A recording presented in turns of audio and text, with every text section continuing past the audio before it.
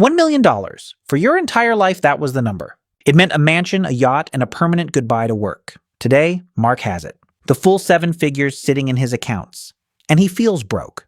Mark is 38 years old. He drives a 6-year-old Honda. He still checks the price of avocados. By every measure he was taught to chase, Mark won the game. So why does winning feel exactly like losing? Here is the number that should terrify you. $1 million in 2026 has the buying power of about $390,000 in 1990. The dream didn't shrink. It quietly lost 60% of its weight.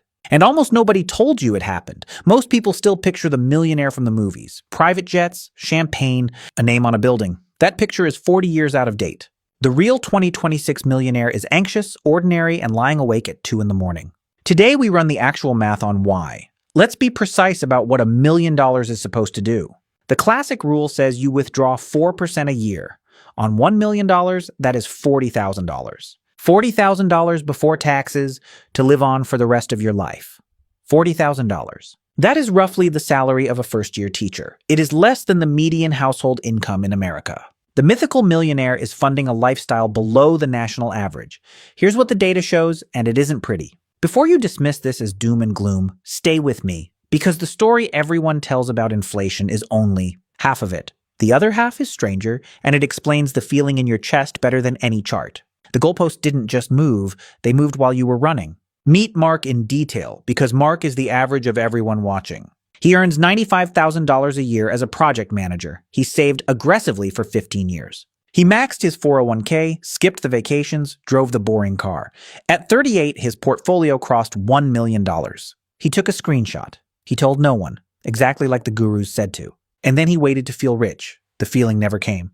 Now meet Carla, Mark's coworker, same age, same income. Carla never crossed $1 million. She has about $400,000 saved. On paper, Mark is more than twice as wealthy as Carla. Hold that thought, because the gap matters less than you think. In 1990, $1 million put you in the top 1% of Americans. You were genuinely, certifiably rich. Doors opened. The number meant something specific and rare. It was a finish line almost nobody crossed. Fast forward to 2026. $1 million in net worth puts you around the 80th percentile. Top 20%, not top 1. There are now about 24.5 million millionaires in America. That is roughly 1 in every 11 adults. Let that land for a second. The thing that used to make you 1 in 100 now makes you 1 in 11. You didn't get poorer. The club just got crowded. And a crowded club doesn't feel exclusive anymore. So Mark is comparing himself to a 1990 fantasy while living in a 2026 reality. He hit the number from the old map, but the territory completely changed underneath him. That mismatch is the source of the ache. Let's break down exactly how it happened. Here's what nobody tells you about inflation. It doesn't announce itself. There's no alarm, no headline the day your money loses value. It leaks. 2-3% a year, quietly, while you sleep. And over decades, the leak drains the whole tank. $1 in 1990 buys what $2.55 buys today. Flip that around for the scary version. Your 2026 dollar is worth about 39 cents in 1990 terms. Mark's million, in his childhood money, is barely $390,000. Since 2010 alone, the dollar has lost about 40% of its purchasing power. 40%. That is not ancient history. That is the span of a single career. Mark started saving into a currency that has been bleeding out the entire time. Now here's the part that really stings. Mark didn't just lose to inflation. He lost to housing, which ran far ahead of inflation. The median home has nearly tripled in price this century. His million doesn't buy the house his parents bought on one salary. Think about what his parents had. One income. A 4-bedroom house. A pension waiting at the end. A new car every few years. Mark out-earns his father, out-saved his father, and cannot replicate his father's life. Run the numbers and it almost feels rigged. Here's what actually happened to the house itself. The home Mark wants isn't the home his parents bought. It's bigger. It has central air, modern insulation, 2-car garage, granite everything. The floor of what counts as a normal. House quietly rose. Economists call this mandatory luxury. You are not allowed to buy the stripped-down 1985 house anymore. It doesn't exist on the market, so you pay for inflation plus all the upgrades that became the new minimum. The baseline itself got expensive. Let's talk about the costs that didn't exist for his parents. Childcare now runs like a second mortgage in most cities. A single child in daycare can cost $15,000 to $20,000 a year. Mark's father never wrote that check, not once. Then there's healthcare, the silent millionaire killer. A couple retiring today may need over $400,000 just for medical costs in retirement. $400,000. That alone eats 40% of Mark's entire million before he buys a single coffee. So watch the million dissolve in real time. Start with $1 million. Subtract $400,000 for lifetime health care. You are at $600,000. Now the 4% rule gives you $24,000 a year. The myth is evaporating in front of you. Here's what most people get catastrophically wrong about taxes. That $40,000 withdrawal isn't $40,000 in your pocket. Traditional 401k and IRA money is taxed on the way out. Uncle Sam is a silent partner in Mark's million, and he never asked permission. Depending on the account and the state, Mark might keep $32,000 to $35,000 of that $40,000. The brochure number was always a lie of omission.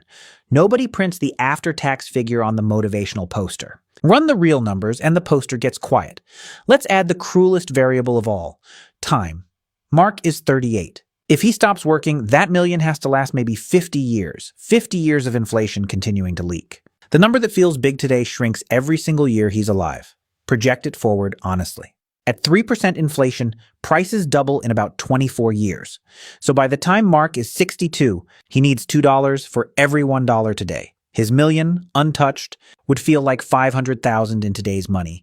This is why the feeling is real and not just gratitude failure. Mark isn't ungrateful. Mark is accurately sensing that the math no longer works the way he was promised. His instincts are correct. The map he was handed was printed in a different economy. Now let's go back to Carla, because Carla's story flips everything. Carla has $400,000, not $1 million. But Carla owns her small home outright. No mortgage. Her monthly costs are a fraction of Mark's. And suddenly the scoreboard looks different. Here's what nobody tells you about net worth. The number on the screen is not the thing that matters. Cash flow is the thing that matters. Carla needs $3,000 a month to live. Mark needs $7,000. Carla is freer with less. Mark has a bigger pile and a bigger hole. Carla has a smaller pile and almost no hole. $1 million feeding a leaky lifestyle loses to $400,000 feeding a sealed one. The pile size was never the real game. Most people optimize the wrong number their entire lives. They chase the headline net worth. They ignore the burn rate. They hit the million while their expenses quietly hit the roof. The trap isn't being poor. The trap is being rich and not feeling it. Let's name the three forces crushing the modern millionaire together. 1. Inflation, the slow leak. 2. Lifestyle creep, the rising floor. 3. Comparison, the moving finish line. Each one alone is survivable. All three at once is why your million feels like a participation trophy. Consider Diana, who earns $300,000 a year. By any historical standard, Diana is rich. Yet Diana feels stretched thin every single month. Student loans, a big city mortgage, 2 kids in daycare. High income, no breathing room. The income hides the trap. Diana is what economists call a Henry. High earner, not rich yet. There are millions of Dianas now. People earning a fortune on paper, living paycheck to paycheck in practice. The salary went up. The freedom never arrived. That's the modern condition.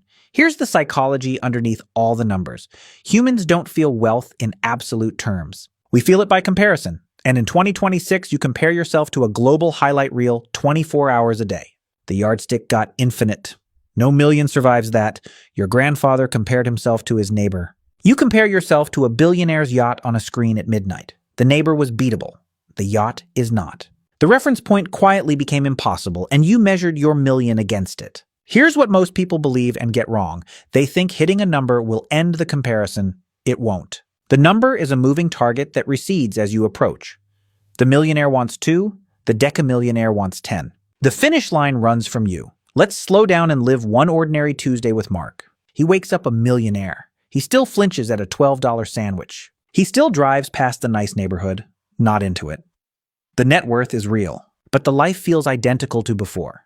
That gap between the number and the feeling is the whole video. Mark isn't imagining it. The screenshot said 1 million. The grocery receipt said you're not special. Both are telling the truth at the same time, and that contradiction is exhausting. Let's trace where the 4% rule even came from. A financial planner named William Bengen studied historical markets in the 90s. He found 4% was the safe withdrawal rate. But he studied a world with cheaper housing, real pensions, and shorter lifespans. The rule aged badly. Here's what most people miss about that rule. It assumes a 30-year retirement. Mark wants to retire at 38. That is a 50 or 60-year horizon. Stretch the timeline that far, and 4% becomes 3, maybe 2.5. The income shrinks again. At a safer 3% for an early retiree, Mark's million yields $30,000 a year. $30,000 before taxes, before healthcare, before a single